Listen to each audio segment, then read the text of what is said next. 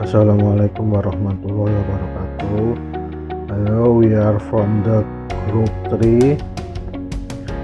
Here we will explain about subtitling, and our member is me, Muhammad Fikri Aitaki, and Chandra Eka Pangestu, Nova Amelia Nabila, Amaran Dito, Ayu Bulan Sri Khotijah, and Afri Neneng Roheni.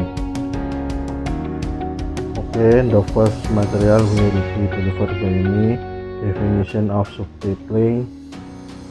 According to Chiaro, define subtitling as the rendering in a different language of verbal message in filmic media in the shape of one or more line of written text presented on the screen in sync with the original written message. Menurut Chiaro, pengertian subtitling adalah penyajian pesan verbal yang berbeda dalam suatu media film berupa satu atau lebih baris teks tertulis yang disajikan di layar selaras dengan pesan asli yang tertulis. Jadi subtitling adalah jenis penerjemahan yang mengalihbahasakan dialog-dialog yang terdapat dalam film ke dalam teks tertulis yang ditampilkan pada layar ketika film berputar. Based on the placement of subtitles, Becker and Saldanha explain that the written text is placed on top of the recorded image, usually on the lower side of the frame when the audiovisual image is highlighted or fade. The subtitle can be text written in the same language or in language different from the source language. Jadi biasanya subtitle terletak pada tengah, bawah, dan terdiri dari satu baris atau lebih. Subtitle dapat berupa teks yang ditulis dalam bahasa yang sama atau bahasa yang berbeda dari bahasa sumber. So from Chiaro, Becker, and Saldanha explanation, it implies that the subtitle qualify certain standard to get synchronization between the translated text.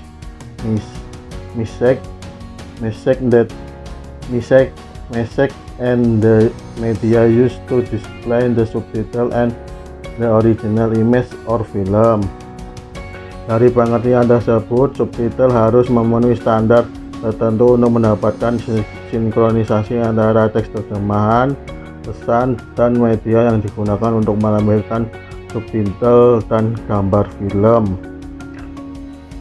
Standar teks tersebut berupa layout, durasi, tanda baca dan ejaan, dan penyuntingan teks sasaran.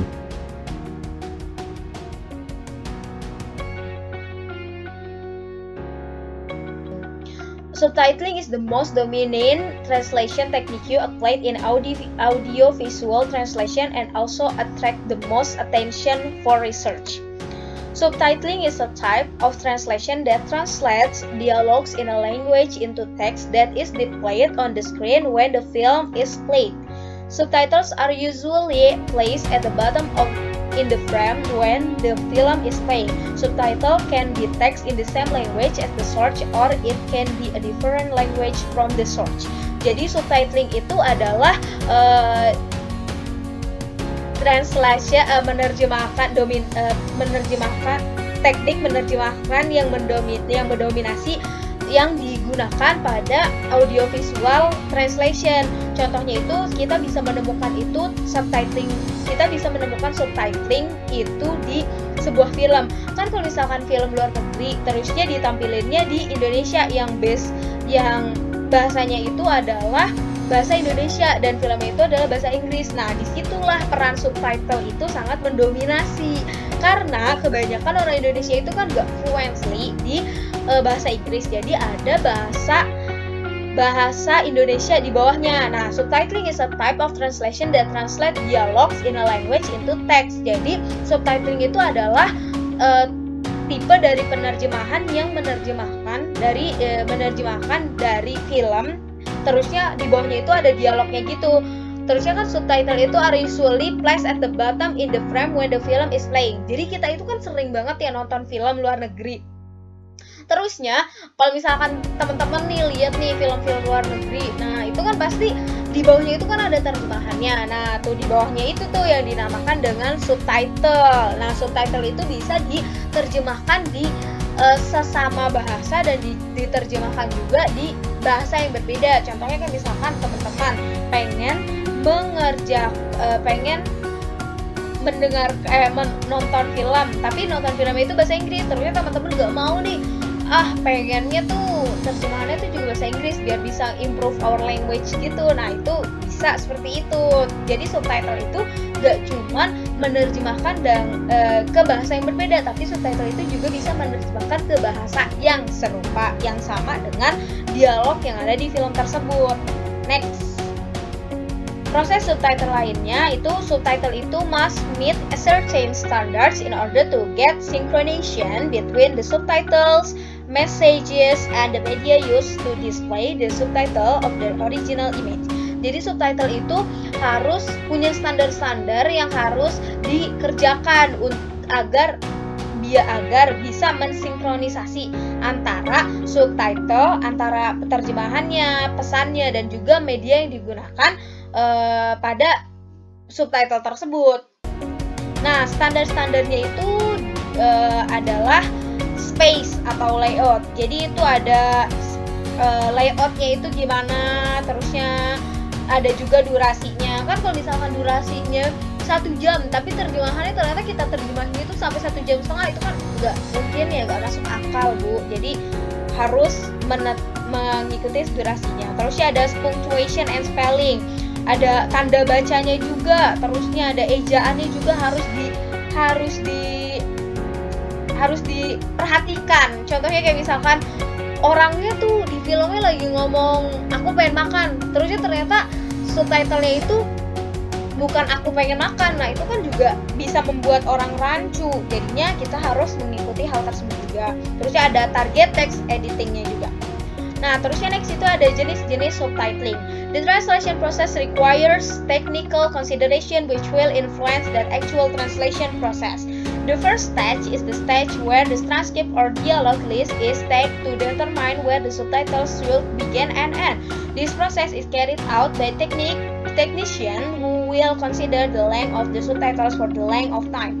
The translation analyzes the transcript that will translate. The translation does not only interpret the text explicit but also implicit. Jadi translation proses itu membutuhkan teknik-teknik yang dibutuhkan untuk agar translation tersebut itu tuh dapat menjadi penerjemahan yang benar-benar wow gitu. Kayak misalkan di film terusnya terjemahannya nggak sinkron, itu kan nggak banget ya, kita juga jadi males nontonnya. The first stage, jadi tahap yang pertama dari menerjemahkan transkrip di film itu adalah kita harus mengetahui kapan subtitlenya itu harus dimulai dan kapan terjemahannya itu harus berhenti. Jadi proses ini tuh gak cuman include penerjemahnya aja, tapi juga harus ada teknisinya juga. Nah teknisinya itu harus ngingetin nih ke terjemahnya, oh ini durasinya harus segini, durasinya harus gini, panjang waktunya juga harus diperhatikan. Translation, nah terusnya nextnya itu ada translation, itu harus menganalisis. Jadi sebelum menerjemahkan, translationnya itu harus juga menganalisis transkripnya itu yang harus diterjemahkan. The translation does not only interpret the text, jadi translationnya itu nggak cuma menerjemahkan secara eksplisit, tapi juga harus implisit. Next itu ada jenis-jenis subtitling yang selanjutnya. Nah terusnya the translation must also pay attention to the cultural factors. Jadi translatornya itu harus melihat faktor-faktor budaya yang terlihat di dalam gambar atau film yang akan diterjemahkan oleh sang translator itu, dan terusnya itu harus tadinya itu faktor-faktor budaya itu harus dimasukkan kepada target bahasa yang harus kita perhatikan. Nah, terusnya translator must pay attention to the length subtitles so that they fit when displayed on the frame. Dan yang terakhir, the last stage is the alignment stage. Jadi yang terakhir itu adalah proses penyetaraan. Jadi proses penyetaraan ini itu adalah menyempurnakan yang udah translator yang udah jadi gitu teman-teman. I think that is enough from me. My friend will continue my explanation. Thank you.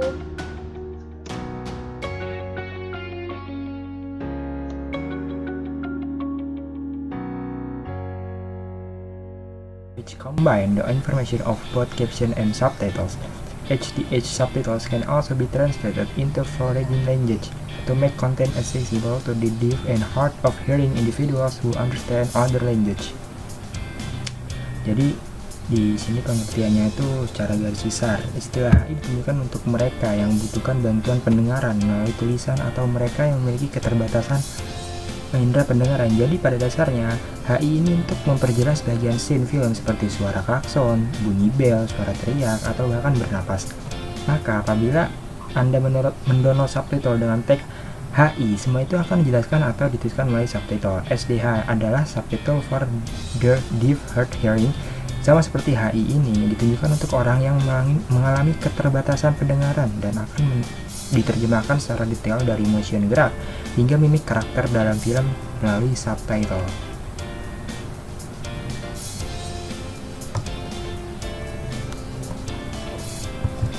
There are types of format of HDA.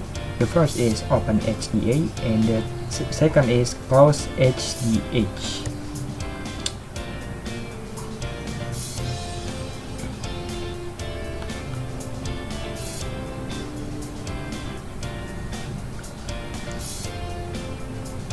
SDH sering disebut juga dengan closed subtitle. Disebut closed karena terjemahan ini biasanya bersifat opsional atau pilihan. Penonton dapat memilih untuk menayangkan subtitle tersebut atau tidak, dan itu pun tidak dapat dilakukan pada semua jenis pesawat televisi.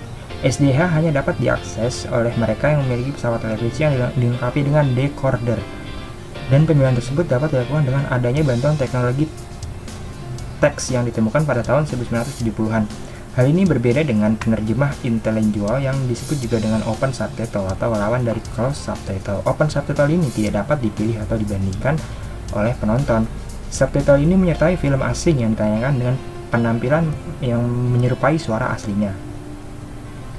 Format SDH adalah Translation Transfer Adaptation. Format SDH di sini berbeda dengan format untuk penerjemah interlingual lainnya. Tujuan dari SDH adalah untuk membantu orang tunarungu untuk merasakan pengalaman sebagaimana orang berpendengaran menonton produk audiovisual. Oleh karena itu, dalam SDH teks yang ditampilkan pada layar tidak hanya dialog percakapan saja, melainkan juga deskripsi dari fitur-fitur suara lainnya yang tidak dapat didengar oleh penontonnya. Dalam karakteristik yang demikian, SDH disebut juga dengan trans-adaptation, di mana dalam SDH kita dapat melakukan translation transfer adaptation disesuaikan dengan kebutuhan khusus kelompok tunarungu. Kemudian ada ragam SDH. Ragam SDH berkembang seiring dengan perkembangan teknologi. Saat ini, SDH dapat dijumpai dalam bentuk interlingual, intralingual, dan dipersiapkan terlebih dahulu atau direkam, atau prepare, langsung atau live, dan sebagainya. Pengerjaannya dan memerlukan dukungan teknologi yang sangat amat bagus.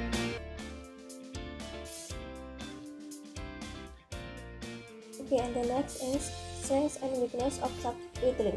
Strengths of subtitling. The cost of subtitling in audiovisual translation is much lower than in dubbing. Biaya pengerjaan subtitling dalam penerjemahan audiovisual jauh lebih rendah daripada dubbing. Time required for short subtitling work. Waktu yang diperlukan untuk pengerjaan subtitling relatif singkat. The nuances obtained by the audience are more accessible because the subtitling is shown simultaneously with the original dialogue of the film. Nuansa yang didapatkan oleh penonton lebih mudah diakses karena subtitling ditayangkan bersamaan dengan dialog asli film. And the last is increase audience interest in learning foreign language. Meningkatkan minat penonton untuk belajar bahasa asing. And the next is weakness of subtitling, kelemahan dari subtitling. For the first is translation. Translating errors will be easily seen by viewers who have good foreign language skills. Kesalahan penerjemahan akan mudah terlihat oleh penonton yang memiliki kemampuan bahasa asing yang bagus. And the second is viewers must concentrate more when paying attention to pictures and writing and enjoying the shows. Penonton harus lebih berkonsentrasi saat memperhatikan gambar dan tulisan dalam menikmati tayangan tersebut. And the next is standard of subtitling, standar dari subtitling. For the first is layout, about layout. Position the subtitles at the bottom of the screen, posisi subtitle di layar bagian bawah. Maximum number of subtitle is 2 lines. Jumlah maksimum subtitle adalah 2 baris. Subtitles consisting of 1 line are placed at the bottom of the screen. Subtitle yang terdiri dari 1 baris diletakkan di layar bagian bawah. Subtitles must be centered. Subtitle harus diletakkan di tengah. Maximum 35 characters. Maksimum 35 karakter. Hello equals 5 characters. HALO plus dot. Halo dihitung 5 karakter. HALO dan titik jadi 5. Sans serif fonts like Helvetica and Arial are better used for ease of reading. Font sans serif seperti Helvetica dan Arial itu lebih baik digunakan karena untuk kemudahan dalam membaca. Subtitles prefer pale white. Subtitlenya lebih baik menggunakan warna putih pucat. Do not put subtitle on top of what is in the film, such as information about the place and time. Jangan meletakkan subtitle di atas tulisan yang ada pada film tersebut, seperti di atas informasi tentang setting tempat maupun waktu. And the next is standard of subtitling, about duration atau durasi. Maximum 6 seconds for full line subtitles. Maksimum 6 detik untuk subtitle yang terdiri dari 2 baris penuh. Maximum 3 seconds for full line subtitles. Maksimum 3 detik untuk subtitle yang terdiri dari 1 baris penuh. Maximum 1.5 seconds for one word subtitles. Maksimum 1,5 detik untuk subtitle yang terdiri hanya dari satu kata. 0.25 seconds for the interval between subtitles. 0,25 detik untuk interval antar subtitle. Never leave subtitles for 2 seconds at the end of each speech. Jangan pernah meninggalkan subtitle selama 2 detik pada setiap akhir perkataan. Enter 0.25 seconds to break between the two subtitles that appear interlocked. Masukkan 0,25 detik untuk break di antara 2 subtitle yang muncul bersautan. For 2 lines of subtitle, first come up with the first line and then the second. After the second line appears, the first line must still appear. Di sini, untuk 2 baris subtitle, munculkan dulu baris yang pertama, baru yang kedua. Nah, setelah baris yang kedua itu muncul, baris pertama harus tetap dimunculkan, harus tetap berada di atas. And the last is, the subtitles for a scan must be removed before another scan involving switching cameras appears.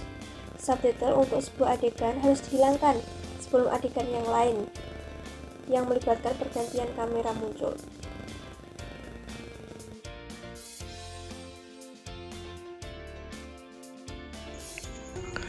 Standard subtitling for children. Duration. There are 2 options for the standard duration or time for the appearance of children text, namely according to BBC and CBBC. However, sometimes for certain content, this time standard is not appropriate, so the producer or procedure assistants may consider the time allowed for that particular content to be different from the time standard that is generally used. The usual time is 4 until 5 seconds for one line and 8 until 10 seconds for 2 lines, then 3 until 3.5 seconds for 1 line, and 6 until 7 seconds for 2 lines. Duration. It is possible to apply longer or faster time than the existing standard. When this happens, it is necessary to avoid inconsistent timing. For example, a subtitle consisting of 2 lines is displayed for 6 seconds, then followed by another 2 lines of subtitles with a display time of 8 seconds. More time need to be given if there are shows that are important to follow the storyline, or if there is special language that is difficult. Then syntax and vocabulary. A. Simplification of sentence should be avoided wherever possible, unless the sentence construction is very complex and difficult. It is better if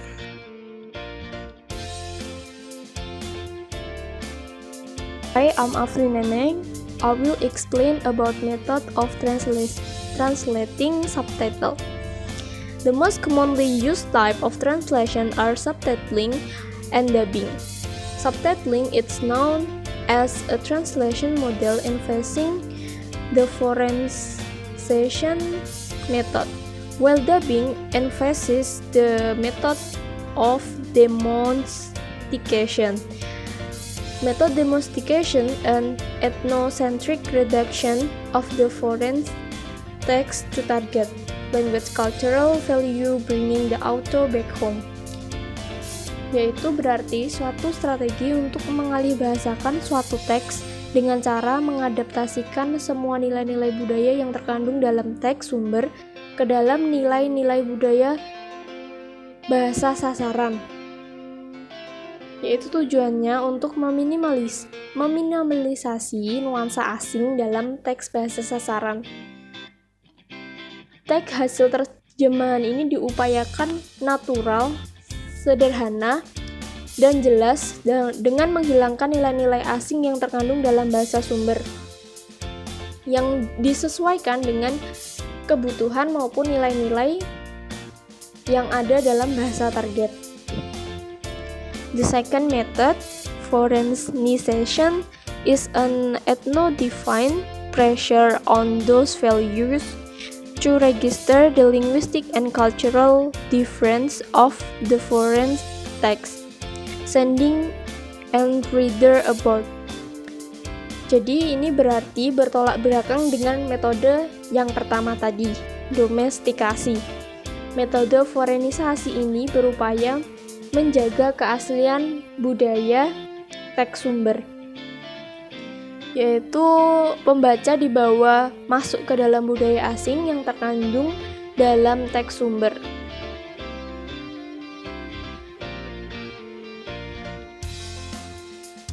Kemudian the next slide is strategy of translating subtitle. Fourthing the effect the translation of the subtitles, there consists 4 points. The first is verbal auditory channel atau VAC. The second is non-verbal auditory channel or NAC. The third, verbal visual channel or VVC. And the last is non-verbal visual channel or NVC. Hal ini berarti pada poin pertama yaitu verbal auditory channel yang meliputi dialog dan latar belakang suara. Hal ini dapat berupa suara lirik lagu dan musik. Yang kedua yaitu non-verbal auditory channel, itu meliputi suara alam, efek suara, dan musik. Dan yang ketiga, verbal visual channel adalah kombinasi dari subtitle dengan skrip yang terampil pada layar seperti surat, poster, buku, koran, dan lain-lain. Dan yang terakhir, non-verbal visual channel atau NVC yang berupa gambar, posisi kamera, gerakan-gerakan, dan pengaturan yang mengontrol alur plot, dan alur film. And the next strategy of translating subtitle, it's the same. Quoting from Gottlieb, there are 10 strategies of translating the subtitle of a film consists of. The first is explanation. And explanation, it means that apabila teks asli memerlukan penjelasan karena adanya nuansa budaya yang tidak terdapat pada padanan dalam bahasa sasaran. Contohnya, or for example, I had to study a warang to defend Silla from Baekje, yang berarti aku harus menjadi warang atau pasukan elit untuk melawan Baekje. The second is paraphrase. Digunakan atau fraseologi bahasa sumber tidak dapat diterjemahkan dengan pola kalimat yang sama dalam bahasa sasaran. Contohnya, forgive me for lying to the skies first, yaitu diterjemahkan menjadi izinkan aku pergi ke surga duluan. Jadi harus diparafrase. The skies first itu tidak berarti langit yang pertama jika stucknya langsung diterjemahkan, tetapi kita menerjemahkannya dengan paraphrase menjadi izinkan aku pergi ke surga duluan. Kemudian the third is transfer yang merupakan strategi penerjemahan teks sumber secara lengkap, tepat, dan akurat. For example, is shut up, yang berarti diamlah. And for the fourth, imitation, yaitu mempertahankan bentuk teks sumber, biasanya berupa nama, orang, dan tempat. Dan contohnya, my name is Nightingale 4, yang berarti namaku Nightingale 4. And next, number 5, transcription.